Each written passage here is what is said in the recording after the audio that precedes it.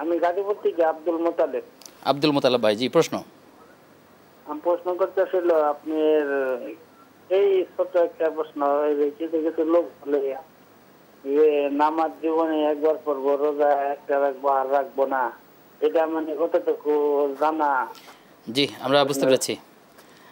আমাদের ভাই যেমনটি প্রশ্ন করলেন যে কেউ কেউ বলে বেড়ান যে এক ওয়াক্ত নামাজ একটা রোজা সারা জীবনে করলে সারা, তো এই যে আসলে এটার কোনো ভিত্তি আছে কি? খাবার বারবার খায় কেন?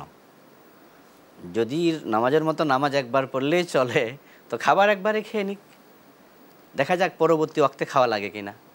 আল্লাহ তাআলা ফরজ করলেন নামাজ 5 ওয়াক্ত, রাসূলুল্লাহ সাল্লাল্লাহু আলাইহি সাল্লাম দেখালেন প্রতিদিন পড়ে।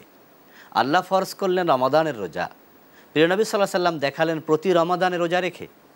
আর কোনো এক ব্যক্তি নিজের মন মতো বলে দেবে নামাজ একবার পড়বে, রোজা একবার রাখবে, নামাজের মতো নামাজ একবার। এটা কি হলো? আল্লাহর হাবিব সাল্লাল্লাহু আলাইহি সাল্লামকে অনুসরণ করা আমাদের জন্য ফরজ। এখন হজের ব্যাপারটা একবার কেন? আল্লাহ নবী সাল্লাল্লাহু আলাইহি সাল্লামকে প্রশ্ন করা হয়েছিল, হুজুর হজও কি প্রতি বছর করা লাগবে? আল্লাহ নবী সাল্লাল্লাহু আলাইহি সাল্লাম পরে বলেছেন, না, যদি এমনটা হতো তোমরা সক্ষম হতে না, আর আমি হ্যাঁ বললে এটা ফরজ হয়ে যেত। এই জন্য যিনি প্রশ্ন করছেন রাসূল প্রশ্নটাও পছন্দ করেননি, এবং আল্লাহর হাবিব নিজেও কিন্তু হজ করেছেন মাত্র একবার। হজ ফরজ হওয়ার পরের বছর আবু বকর সিদ্দিককে পাঠিয়েছেন আমিরুল হজ বানিয়ে, তিনি 10ম হিজরিতে করলেন। কিন্তু আপনি এটাকে সামনে রেখে রোজাও একবার রাখবেন, নামাজও একবার করবেন আর করবেন না, মন গড়া তো শরীয়ত হয় না, রাসূলের অনুসরণেই শরীয়ত হয়।